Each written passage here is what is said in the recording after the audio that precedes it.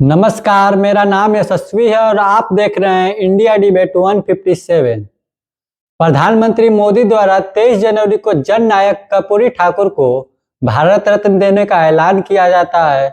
इसके बाद गोदी मीडिया के चैनलों पर किस तरह से भारत रत्न के छाप पड़ते हैं आपने देखा होगा, लेकिन जननायक के कृत्यों का कोई चर्चा तक नहीं होता है। मेरे प्यारे साथियों, आप सभी ने देखा होगा कि कल देश ने एक बड़ा निर्णय लिया है। ये निर्णय है जननायक कर्पूरी ठाकुर जी को भारत रत्न देने का। आज की युवा पीढ़ी के लिए कर्पूरी ठाकुर जी के बारे में जानना, उनके जीवन से सीखना बहुत जरूरी है। ये बीजेपी की हमारी सरकार का सौभाग्य है कि उसे जननायक कर्पूरी ठाकुर को भारत रत्न से सम्मानित करने का अवसर मिला। बेहद गरीबी और सामाजिक असमानता जैसी चुनौतियों से लड़ते हुए वो राष्ट्र जीवन में बहुत ऊंचे मुकाम पर पहुंचे थे। वो 2 बार बिहार के मुख्यमंत्री भी रहे थे। इसके बावजूद अपना विनम्र स्वभाव और समाज के सभी वर्गों के लिए काम करना कभी नहीं छोड़ा। जननायक कर्पूरी ठाकुर हमेशा अपनी सादगी के लिए जाने जाते रहे। उनका पूरा जीवन सामाजिक न्याय और वंचितों के उत्थान के लिए समर्पित रहा। आज भी उनकी ईमानदारी की मिसाल दी जाती है। गरीब का दुख समझना, गरीब की चिंता कम करने के लिए प्रयास करना, गरीब कल्याण को अपनी प्राथमिकता बनाना, गरीब से गरीब लाभार्थी तक पहुंचने के लिए विकसित भारत संकल्प यात्रा जैसे अभियान चलाना, समाज के पिछड़े और अति पिछड़े वर्गों के लिए निरंतर नई योजनाएं बनाना, हमारी सरकार के इन सभी कार्यों में कर्पूरी बाबू के विचारों से मिली प्रेरणा आप देख सकते हैं। आप सभी उनके बारे में पढ़ें, उनके आदर्शों को अपने जीवन का हिस्सा बनाएं। इससे आपके व्यक्तित्व को एक नई ऊंचाई मिलेगी। कर्पूरी ठाकुर ने जिस लड़ाई को लड़के आरक्षण को लाया था, क्या बीजेपी ठाकुर को भारत रत्न देने के आड़ में कहीं आरक्षण खत्म तो नहीं करना चाहती है? यूजीसी के एक ड्राफ्ट ने बीजेपी की मंशा को सामने ला दिया है। मौजूदा सरकार में बैठे अधिकारियों द्वारा किस प्रकार की साजिश रची जा रही है, इसका पता आपको जरूर होना चाहिए। विश्वविद्यालय अनुदान आयोग ने देश के उच्च शिक्षण संस्थानों में पदों की भर्तियों के लिए ड्राफ्ट तैयार किया है। इस ड्राफ्ट को डी रिजर्वेशन का नाम दे दिया गया है। इसके अनुसार एक प्रक्रिया से एससी, एसटी और ओबीसी सीटों पर जनरल भर्तियां भी हो सकती हैं। प्रधानमंत्री मोदी राम मंदिर प्राण प्रतिष्ठा के दौरान 22 जनवरी को कालचक्र का बदलाव कहा था। 22 जनवरी 2024 का ये सूरज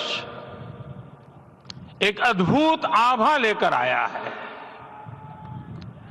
22 जनवरी 2024 ये कैलेंडर पर लिखी एक तारीख नहीं, ये एक नए काल चक्र का उद्गम है।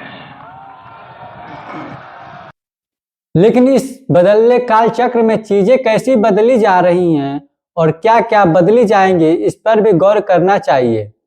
यूजीसी का कहना है कि देश के उच्च शिक्षण संस्थानों में एससी, एसटी और ओबीसी के लिए आरक्षित पदों पर अब अनारक्षित भर्तियां हो सकती है। इस ड्राफ्ट में लिखा गया है कि विशेष परिस्थितियों में जब आरक्षित पदों के लिए उपयुक्त कैंडिडेट न हो तो शिक्षा मंत्रालय की सम्मति से उस पर जनरल लोगों को लाया जा सकता है। इस पर अलग अलग लोगों ने अपनी प्रतिक्रियाएं दी है। दिल्ली विश्वविद्यालय के प्रोफेसर जितेंद्र मीना ने ट्वीट करके कहा है कि यूजीसी ने ड्राफ्ट बनाकर दे दिया है कि आरक्षित सीटों पर सवर्णों को कैसे लगाया जाए।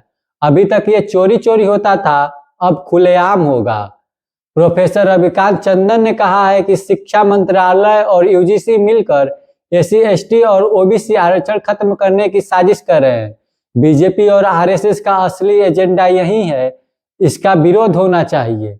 वहीं रवीश कुमार ने ट्वीट करके कहा है कि भीतर कौन बैठा है, कहां से ख्याल आता है, ये खेल तो दशकों से चला है, मगर अब उसे कागज पत्र पर उतार कर करने का दुस्साहस किसका हो सकता है।